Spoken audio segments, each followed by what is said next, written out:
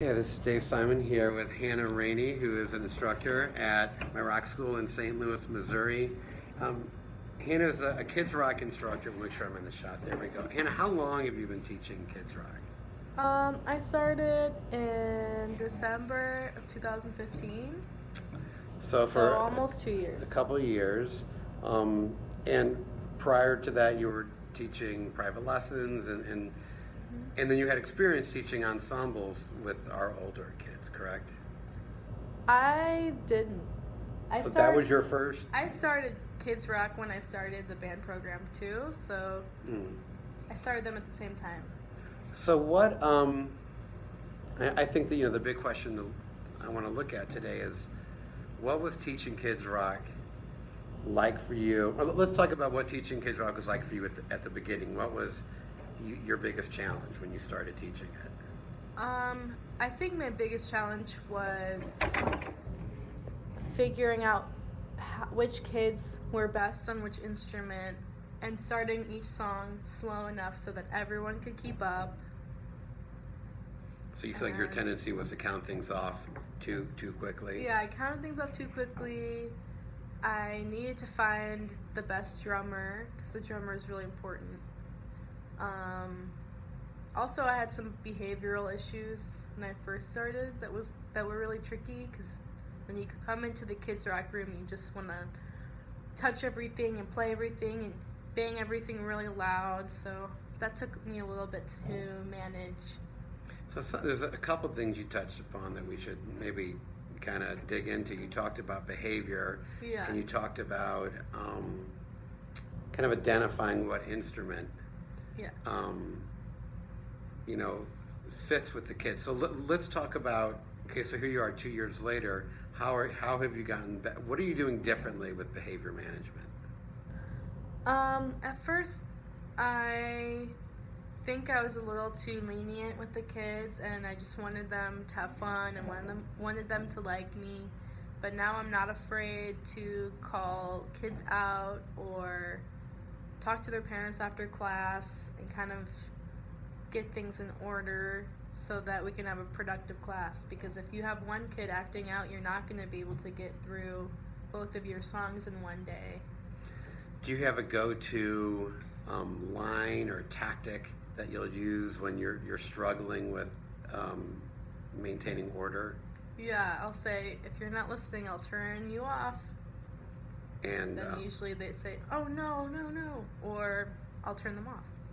There was this one instructor, I don't know if you knew Reese, she would always say, real rock stars, I think it's in the manual, she'd say, like, real rock stars are quiet when their instructor is talking. That's good. And I like that. I mean, real rock stars clearly aren't that way. They have a reputation for being different, but it was just, it put kind of it made the language, I think, more colorful. I've used that from time to time. I like that. Yeah, real rock stars are good listeners when their band director is talking. Yeah, that's good. Yeah, I like that one.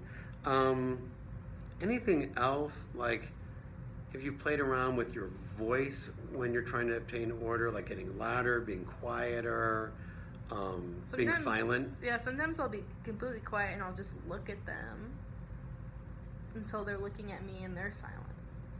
And then when they get silent and you're kind of looking, kind of giving them the disappointed mother look, what do they? They know that what will you say? They know that I'm disappointed in them by just how I'm looking at them, and then I'll say, we need to be better listeners so we can prepare for our concert or something. And one thing I talk in the manual a lot about is when typically when a child's doing that, they want your attention. Right. So to like just praise them. And one thing I try to do a lot is if I'm working with the keyboardist and I notice the guitars are being quiet, I'll just, when I'm done with the keyboards, even if I'm not going to work with guitars next, I'll say, hey, guitars, I really appreciate you guys being quiet when I was just working with Charlie over here. Giving compliments is really great. It means so much. That's what they want. They just want your attention. Yeah. Okay, and then musically you were talking about kind of figuring out what instrument to put kids on. Do you have a way, I mean, how do you figure out who's going to do well on what? Or is it trial and error? It's trial and error. When you have them come in every day, I have them sit down and do the gathering drum first, and if it's the first day, I kind of listen and see who can play the beats on time, or in time, and that I'll usually pick that person to be the drummer, that kid to be the drummer. But sometimes that doesn't work because you have to be really focused to be the drummer. Sometimes if the kid is a really good listener, I'll just put them on the drums. Some of the people watching this are going to be people that have finished their training or in training for Kidzrock. What advice would you give to them in terms of what advice would you give to them? And maybe you could talk a little bit about what you think it takes to be a good Kidzrock instructor. I think my advice would be start your songs very slow. Make sure you go around to everyone in order every time. I think it's really good to have a stable. What am I trying to say? Like every class is kind of the same consistency. So every day you start off with the gathering drum. Every day you do drums first, keyboard second, guitar third, so nobody has their feelings hurt. And then every day you have the parents come in and listen to them play something. There was another thing that I struggled with. Oh, don't move them up too quickly. Don't if you think they're doing well on song 4, don't take them all the way to song 10. And I think I wanted to move around to different songs when I first started, but you can even have them do another song twice or do the same song again if they are still at that level. I wish you had given me that advice a couple of weeks ago, because I had a group that picked up it's like song 6. Yeah. And they were older kids. They were 6-year-olds, and they learned it in like a minute. Yeah. A few minutes. So I thought, okay, wow, they really learned it faster than I anticipated. And then I threw like song 16 at them. And it's like, okay, good, they're struggling with this. I want them to struggle with it. 2 weeks in, I realized, wait a minute, I might not be able to get this ready by the concert. I should have gone with maybe like a song 10, something that's a little bit, it's more challenging than 6, but not as drastic. I like to go in order of the book, just because then you know that they're all going to be at the same level, because not every kid. Well, I bet one of your kids could get song 16, but I don't know if all of the kids would be able to get it. What is your most, when you're teaching a song, and the manual talks about different ways to teach, is there one way that you find really works best for you when you're putting a song in front of them for the first time? I'll have them clap the beat with me. And prior to them playing?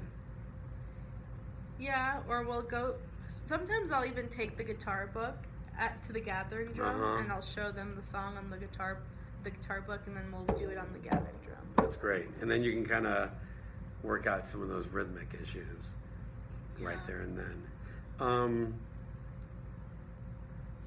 How have you felt about, if you look at your previous performances of your groups, how they perform in concert, do you find that that's different than how they're performing during rehearsals? Like, I feel like new teachers are stressed about the performance the first time. Oh yeah, I was so nervous. I think I was more nervous than the kids my first concert. What's different about the concert? Yeah, do you feel like the kids lived over delivered, or that they surprised you in concert? Yeah. In terms of their ability? I think I'm always surprised at the concert. I'm just thinking the worst is going to happen, and then they get up there and they play pretty well. They play their best. Right. And I think at that age you don't have stage fright yet, maybe. I don't know. I'm sure you've had some kids that Some kids are too afraid. Yeah. But most of them do really, really well. And especially when we do our concerts, we have another instructor on drums, an instructor on bass, and that really helps them feel the beat. And some studios might not have that luxury. Right. It just might be them. Anything else you can think of you'd want to say to a instructor getting ready to embark on this? I would say just have a lot of fun with your kids, make them feel like they're in a real band together and that they're bandmates and they're working together, and just get them excited about music. That's great. Thank you, Hannah.